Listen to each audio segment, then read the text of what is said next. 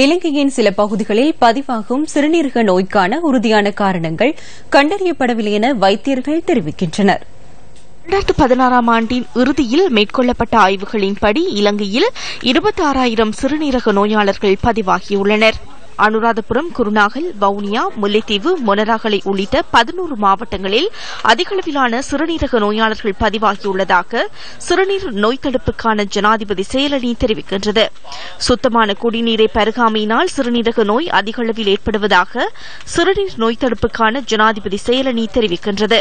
சிறுநீரக நோயை தடுப்பதற்கும் பாதிக்கப்பட்ட மக்களுக்கு நிவாரணங்களை வழங்குவதற்குமான பல்வேறு திட்டங்களை ஜனாதிபதி செயலணி முன்னெடுத்துள்ளது. வடக்கு கிழக்கு உள்ளிட்ட பல்வேறு பகுதிகளிலும் அதிகளவிலான சிறுநீரக நோயாளர்கள் பதிவாகின்றனர். வவுனியா தட்டான்குளம் கிராமத்தில் 100க்கும் அதிகமானோர் சிறுநீரக நோயினால் பாதிக்கப்பட்டுள்ளனர்.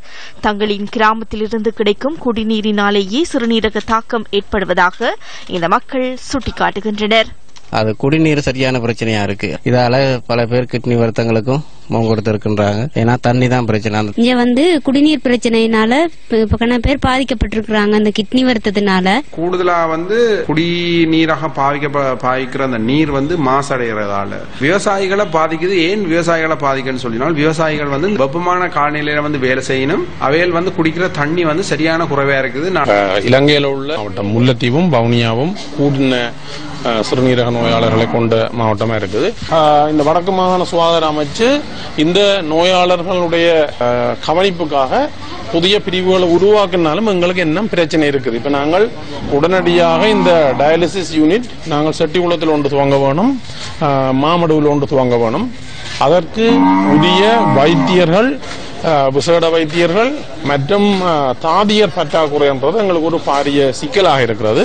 வடக்கு மாகாண சுகாதார அமைச்சு எங்களுடைய நிதி மற்றும் ஆளணி பற்றாக்குறைகள் இருந்த போதும் எங்களால் முடிந்த அளவு நாங்கள் இந்த ஒழுங்குகளை செய்து கொடுத்திருக்கிறோம்.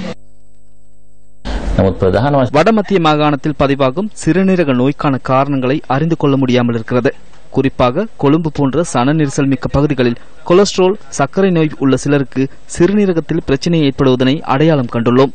எனினும் மேலும் சில பகுதிகளில் சிறுநீரக நோய் பதிவானால் அதற்கான காரணங்கள் கண்டறியப்படவில்லை.